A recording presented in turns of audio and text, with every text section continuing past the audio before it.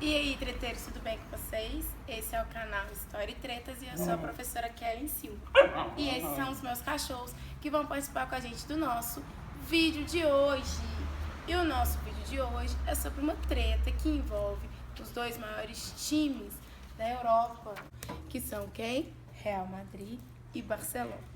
Como eu sempre falo pra vocês, história tá em tudo e história é pura treta. E hoje eu vou contar pra vocês a história treta. E hoje eu vou contar pra vocês a história desse clássico do futebol espanhol e as consequências políticas e históricas que ele traz para os seus torcedores, principalmente os de Barcelona, que se localizam na região da Catalunha, na Espanha. Você vai ficar aqui mesmo, Paty, comigo? Vai? Hoje, no caso, a gente vai começar falando sobre o time do Barcelona. Barcelona, vocês sabem, é uma cidade da Espanha que se localiza na região da Catalunha. E a Catalunha, junto com o País Basco, é uma das regiões da Espanha que mais vem lutando, no decorrer da história por autonomia e independência em relação ao Estado espanhol, à unificação espanhola. E esse processo data de antes da Idade Média, período que a gente começa a ver a formação do que seriam, os reinos e que daria origem aos países como conhecemos hoje, europeus. Enfim, o primeiro ponto importante da nossa conversa hoje é por que a Catalunha quer se separar da Espanha, ou seja, porque a Catalunha quer ser reconhecida como uma comunidade, um reino, um país, um povo distinto do espanhol, sendo que eles compartilham alguns pontos centrais na sua cultura e na sua dinâmica social. E o segundo ponto é o que o time do Barcelona tem a ver com isso. E como que eu, que estou aqui no Brasil, vou conseguir perceber que está acontecendo alguma coisa além das manifestações pelo time nos estádios. Então esse vídeo é para vocês. Real Madrid e Barcelona é um clássico que vai além dos títulos, que vai além da história dentro de campo. A gente tem o Real Madrid, conhecido como os Blancos, que dominaram, o Real Madrid dominou, o Real Madrid surgiu como um grande time entre as décadas de 60 e 70 do século XX, ou seja, no auge da ditadura franquista. E o Barcelona, ele também surge num contexto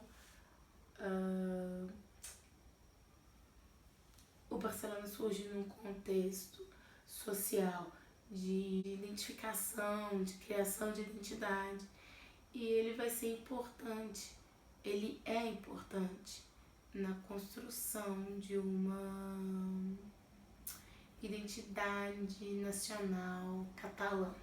Então, falando sobre isso, a gente já pode perceber que o clássico é treta. É treta, é treta, é treta. Mas é treta por quê? Não é só porque a gente tem o maravilhoso Cristiano Ronaldo de um lado e o Messi do outro. Não. Vai além disso. Na verdade, é muito mais do que isso.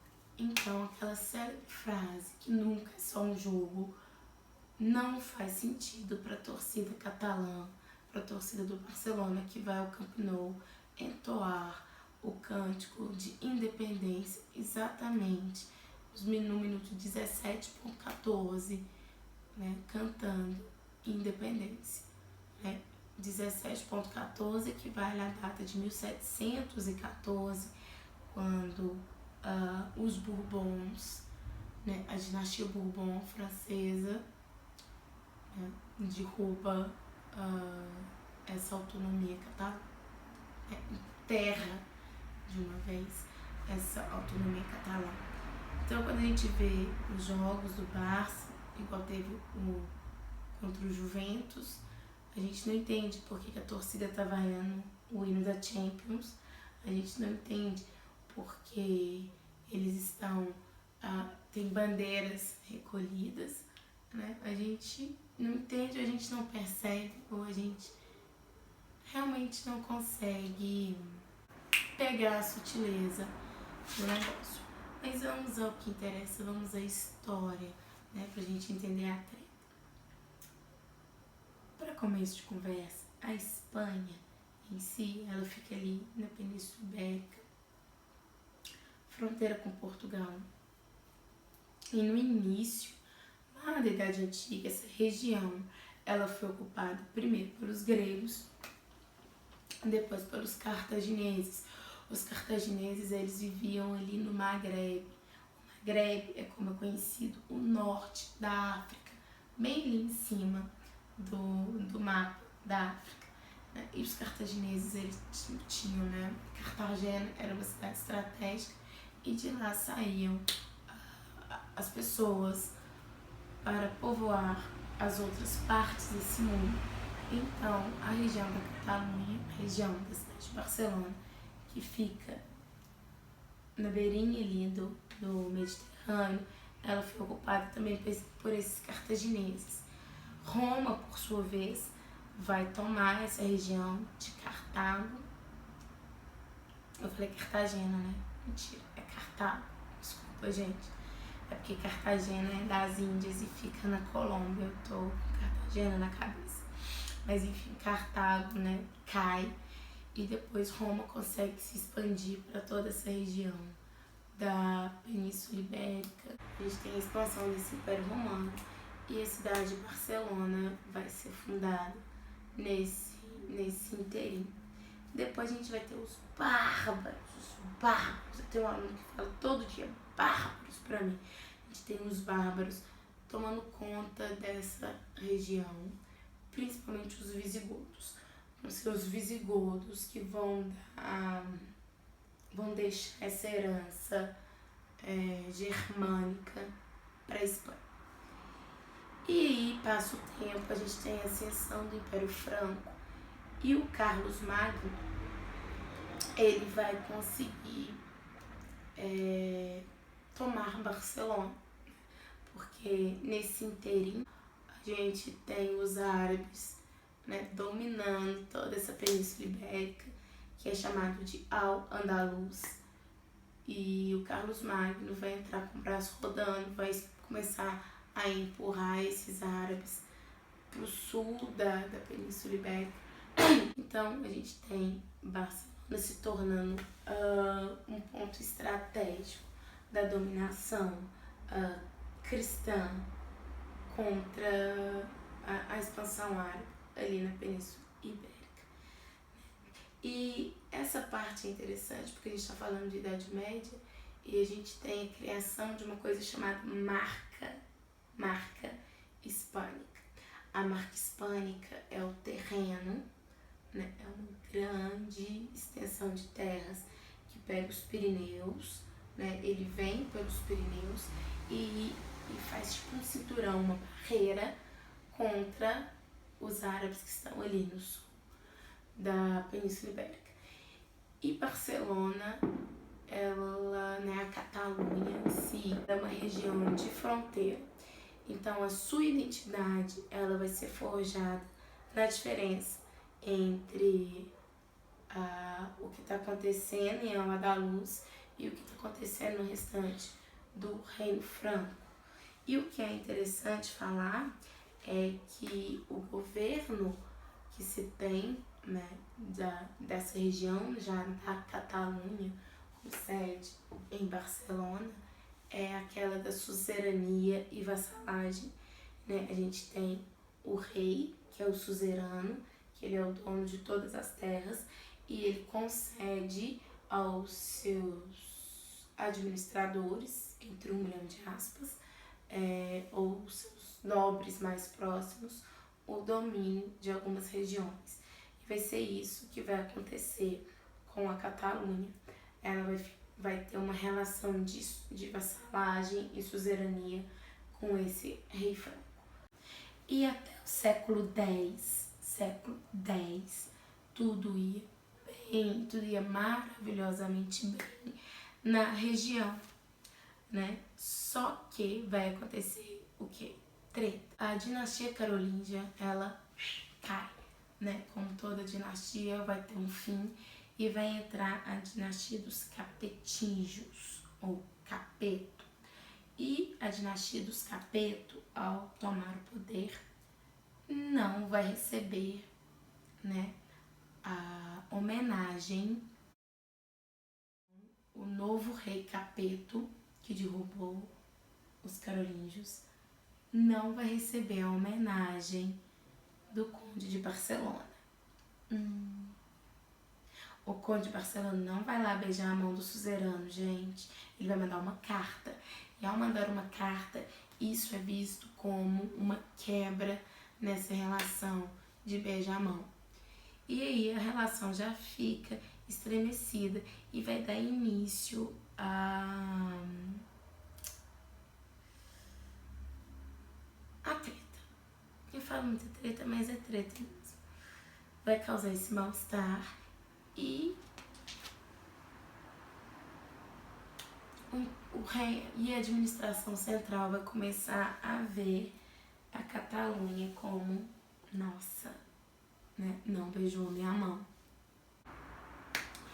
E aí vai surgir o reino de Aragão, e Aragão vai anexar o feudo, né, de Barcelona. Então o conde de Barcelona, que não beijou a mão do rei Capeto lá, vai rodar, e a gente vai ter então o reino de Aragão surgindo e anexando todas essas regiões, ali, inclusive a Catalunha.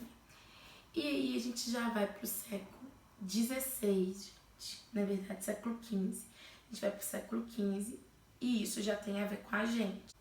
Em 1469, a gente vai ter a união das coroas de Aragão e Castela, né? Isabel de Castela era destruidora, rainha da porra toda, ela dominava tudo.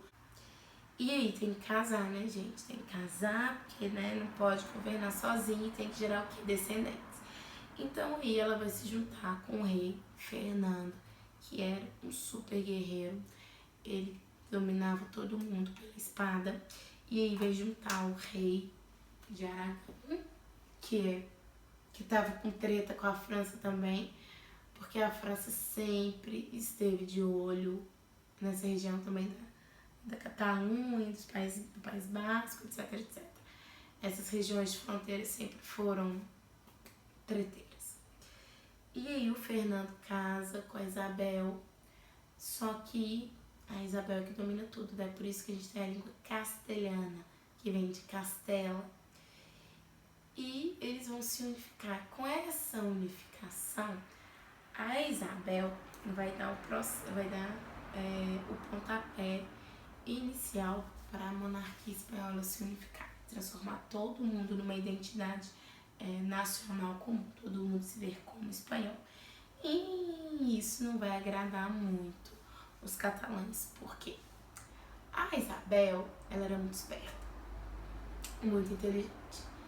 E ela, junto com o Fernando, vai expulsar aqueles últimos árabes de Al-Andalus. Lembram que eu falei pra vocês no início do vídeo?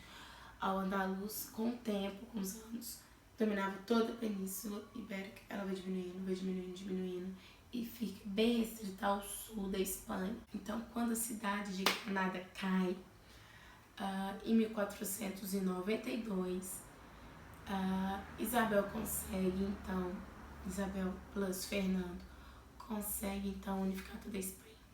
E aí ela dá uma pedalada fiscal em cima do Papa. Como assim uma pedalada fiscal em cima do Papa? Isso é muito anacrônico. A Isabel, ela tinha uma bula papal para arrecadar dinheiro para lutar contra esses árabes.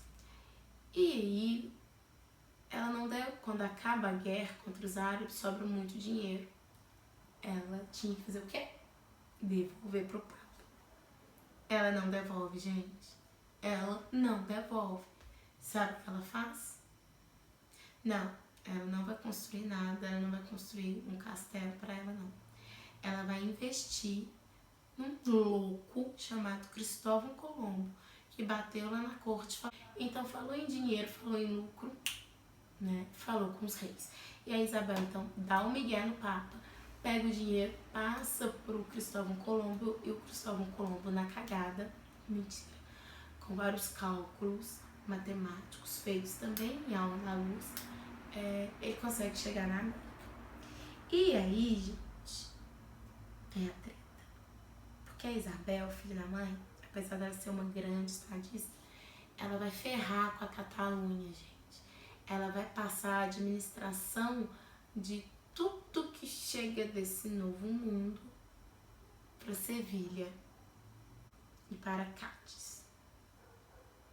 E isso irritou a galera, que já não estava lidando bem com essa coisa de unificação. Eles já não estavam se sentindo bem com essa coisa de vamos todo mundo ser castelhano, porque a gente é católico, a gente fala uma língua parecida, blá blá blá. Então essa região da Catalunha já não estava muito satisfeita com isso. Ainda vem essa rasteira econômica. A Isabel morre, a América continua sendo explorada, a Catalunha continua lá até o século XVII. E aí vai ter treta entre o Reino Unificado da Espanha com a França. Lembra que eu falei que a França sempre queria essa região? Pois é. E aí a Catalunha, gente, vai ficar do lado dos franceses. No que a Catalunha, essa região, fica do lado dos franceses, os espanhóis, ganham a tal da guerra. E no que os espanhóis ganham a tal da guerra, quem é que vai sofrer o creu? A Catalunha. A Catalunha, então, se ferra de novo.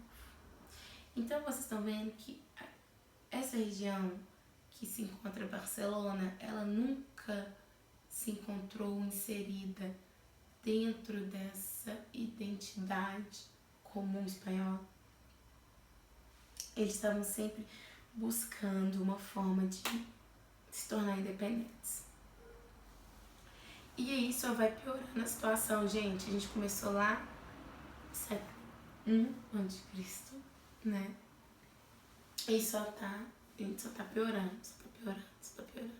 E a gente vai chegar agora no século XVIII. No século XVIII, de novo, a Catalunha vai escolher o lado equivocado, porque ela vai escolher o lado que vai perder. E aí é a Guerra de Sucessão Espanhola, e é a guerra que vai trucidar toda essa identidade catalã. Em 1714, né, quando a gente tem a substituição das dinastias, né, dos Habsburgo e a dos Bourbon. Os Habsburgos vão ser apoiados pela Catalunha e vão pender para os Bourbons. E o rei que assume, né, o Felipe V, ele é Bourbon, e ele vai acabar com essa Catalunha no sentido de deixar ela sem economia, tirar todas as suas rotas, vai ferrar com a região. Quando o Felipe V ele toma Barcelona em 1714, ele decreta o fim dessa autonomia da Catalunha, ele decreta o fim de qualquer manifestação catalã, né? E justamente a gente vê nos vídeos do Barcelona, a gente pode procurar, você pode procurar no YouTube, que justamente nesse minuto 17.14, né, 14 segundos, a torcida começa independência, independência, fazendo menção a esse processo de libertação dessa região, porque vai ser, apesar da gente ver todas essas tretas acontecerem desde o século X até a Isabel Isabel ficar embirrada com essa região, a gente ainda não tinha uma ação incisiva sobre essa identidade catalã que foi forjada lá por causa dessa região de fronteira, né? E para vocês verem que até hoje, no século XXI, a torcida do Barça se lembra, né? E a torcida do Barça, ela é catalã. Então, a história deles vai com eles para o estádio. Não fica do lado de fora, não é algo que fica esquecido. E aí, do século XVIII, né, de 1714, até mais ou menos meados do 19, a Catalunha vai ficar à mercê. Ela vai ficar lá jogada até começar o processo de industrialização, né? A gente vai ter as revoluções industriais acontecendo, né? Começando na Inglaterra e chega nessa região da Catalunha que finalmente vai começar a respirar, né? Esse processo é conhecido como Renascença Catalã e vai ser justamente nesse período de Renascença Catalã que o time do Barcelona vai ser fundado, né? O time vai ser fundado em 1899, então tá quase já século XX, né? Por jovens estrangeiros que se mudam para essa região da Catalunha para trabalhar. E essa época, né, de final do 19, início do 20, o futebol moderno, nascido na Inglaterra, ele tá bombando em audiência. Então, todos os jovens, todos os industriais estão jogando futebol, inclusive no Brasil. E aí, vão fundar o time do Barça.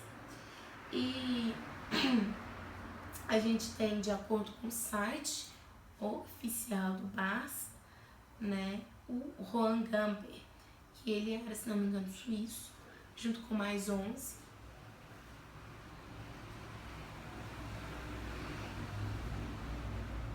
Não é o mais 11 do Cruzeiro, mas junto com mais 11 colegas vão criar esse time, né, que vai estar completamente envolvido com o sentimento nacionalista da Catalunha, porque a gente vai começar, esse processo de renascença catalã vai trazer de volta o sentimento cultural, a língua e tudo, e o Barcelona, ele é criado, né, com as armas e os símbolos da Catalunha. Então a gente tem uma identidade catalã, distinta da espanhola, impregnada desde as bases de fundação do time do Barça. E isso é muito importante para a gente entender a treta do século XX, que influencia diretamente o clássico entre o Real Madrid e Barcelona.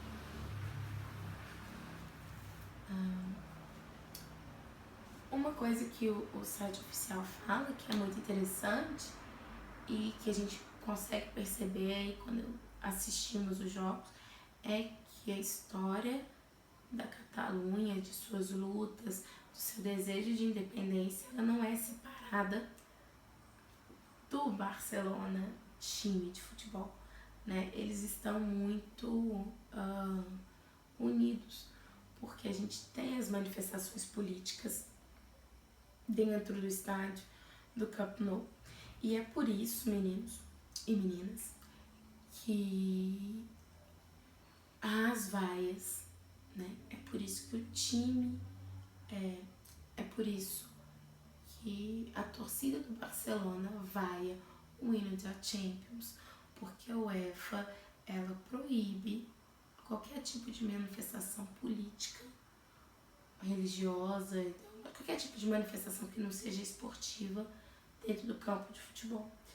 E vários são os jogos que a torcida catalã leva escudos, levam faixas em favor desse processo de independência, e o clube, né, catalão, Barcelona, deixa. O fundador do Barça, ele vai cometer suicídio em 1929. E ele não vai ser um dos únicos que vai cometer o suicídio em 1929. Vai ser uma leva gigantesca de pequenos, grandes empresários que, com a crise econômica que vai se abater, né, na Bolsa de Nova York, nos Estados Unidos, vai causar um efeito cascata no mundo inteiro e muita gente vai perder tudo. Inclusive o Han Gamper, que perde tudo e acaba se suicidando, deixando o clube numa situação, né, delicada. E aí o mundo inteiro está em crise. Com a crise de 1929, a gente vê surgir no mundo inteiro o pensamento totalitário. O pensamento totalitário que vai dar origem aos processos do nazismo e do fascismo na Alemanha e na Itália, mas também ao franquismo e ao salazarismo e o stalinismo em outras partes do mundo, né? O franquismo vai ser aqui na Espanha. E em 31, a gente tem a tentativa da Catalunha, já no século XX, de tentar ser independente. Não vai conseguir, não vai vingar. E isso já causa mais um desconforto nessa mentalidade nacionalista, né? Tipo, nossa, os catalães querem ficar livres da gente, que povo chato, eles não são nacionalistas.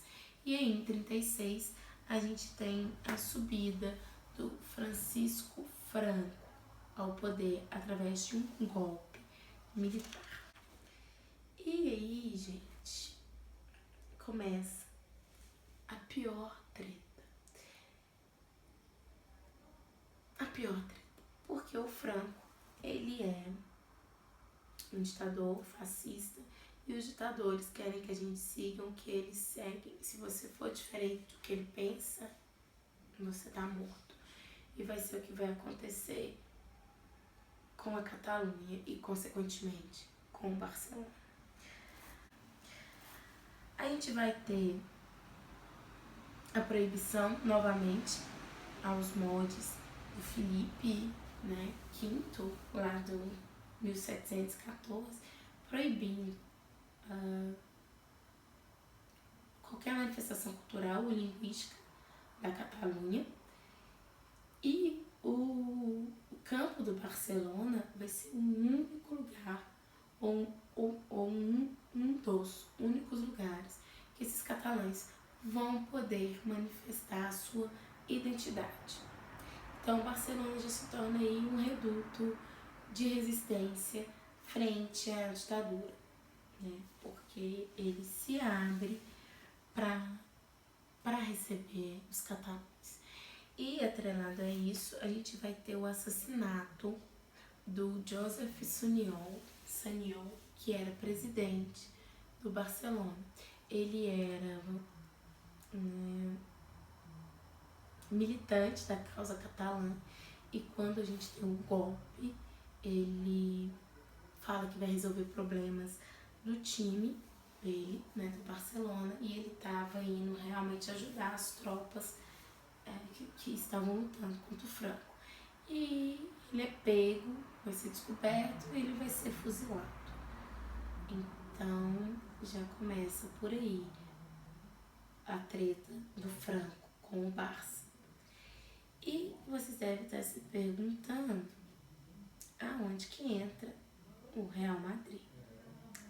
O Real Madrid, gente, era o time do Franco, Francisco Franco.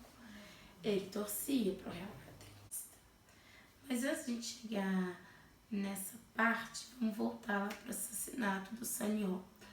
Quando o Sunyol ele é assassinado, o presidente, o Barcelona quase acaba. O Barcelona ele vai entrar num período de crise, porque os seus jogadores vão ser perseguidos, eles vão ter que mudar o escudo, eles vão ter que mudar o nome, eles vão ter que se reconstituir, criar uma nova identidade para continuar existindo. Além disso, os presidentes que vão assumir esse período da ditadura vão ser todos escolhidos pelo Franco.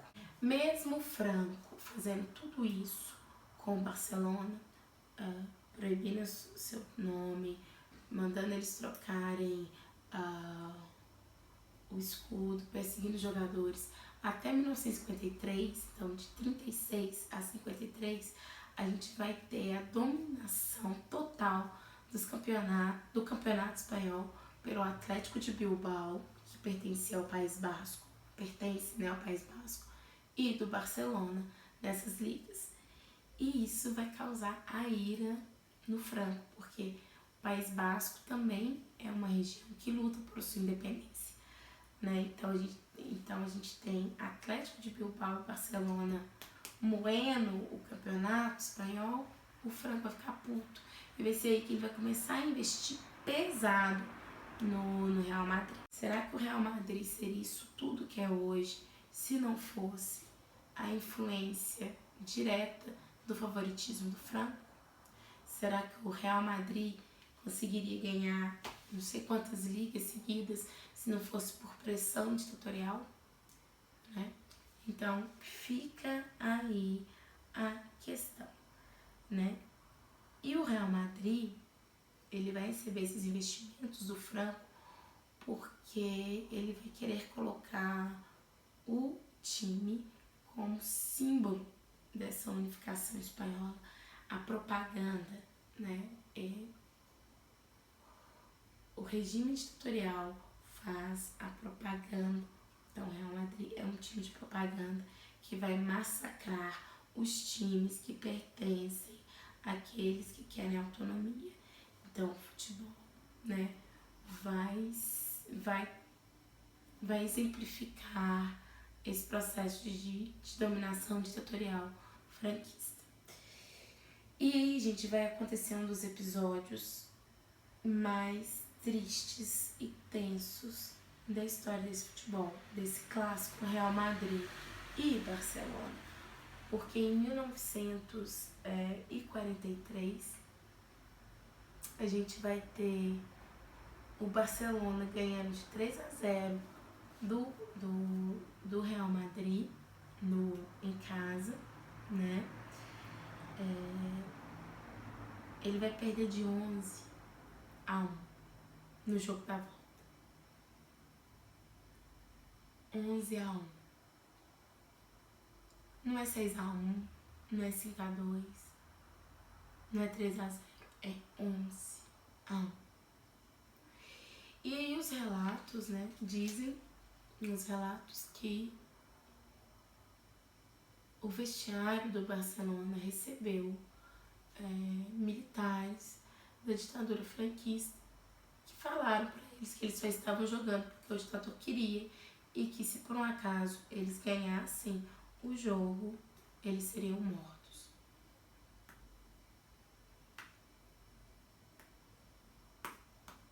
Como que você joga assim? E os árbitros também receberam, né, essa visitinha desses militares. E acaba que o Real Madrid é o time que eu torço, gosto muito. E eu explico pra vocês. Eu gosto do Real Madrid, da época dos Galácticos, quando a gente tinha o David Beckham, o Ronaldo, né, o Figo, todos aqueles jogadores maravilhosos, um time só que arrebentava na Europa. Então, eu como cresci gostando de futebol, o Real era e é o meu time favorito. Então, essa minha identificação com o Real Madrid surgiu por causa do futebol. E vendo a história e as tretas por detrás do futebol em si, do dentro de campo, me deixa muito triste, me deixa muito chateada. Porque a gente não quer nunca ser associado a um pensamento totalitário, um pensamento ditatorial. E creio eu que também a grande maioria dos jogadores do Real também não gostariam de serem associados a isso, né? E vai ser nesse período que o nome do Real vai ser levado para fora na Espanha. Então, o Franco, ele é bem sucedido nisso. Ele é bem sucedido na propaganda.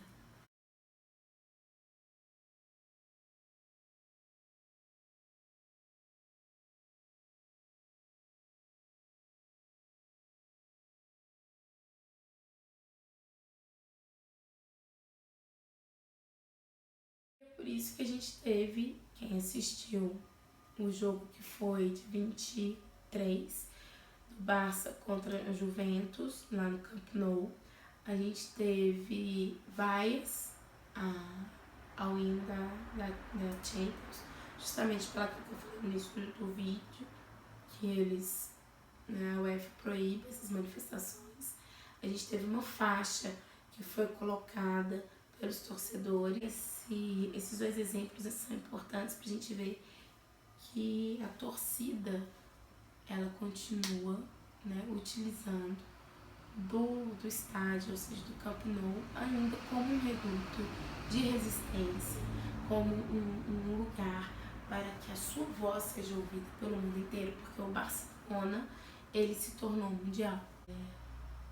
Fica a dica para assistirem amanhã o clássico, Real Madrid-Barcelona, um dos maiores clássicos da história do futebol, dentro das quatro linhas e fora, por causa de tudo isso que eu contei pra vocês.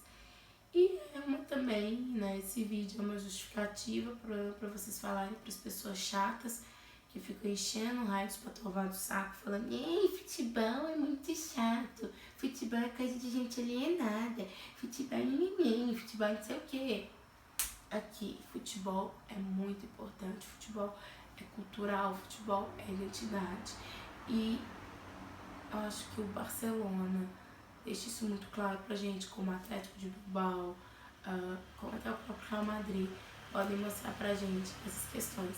Aqui no Brasil, a gente também pode falar desse futebol, né? O Cruzeiro, o time Operário, o Fluminense, que é conhecido como pó de arroz, porque ele passava pó de arroz nos seus jogadores negros. Então, a gente tem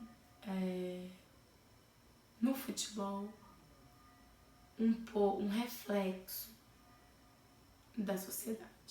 Então assistam o futebol, assistam o clássico de amanhã e saibam de tudo isso que eu tô falando pra vocês, de todas essas tretas por detrás da história. Porque história é treta, né, gente? E treta tem história. Bem, espero que vocês tenham gostado. Foi uma ida, né, gigantesca, desde a Idade Média até a história contemporânea via futebol. Então, um beijo pra vocês.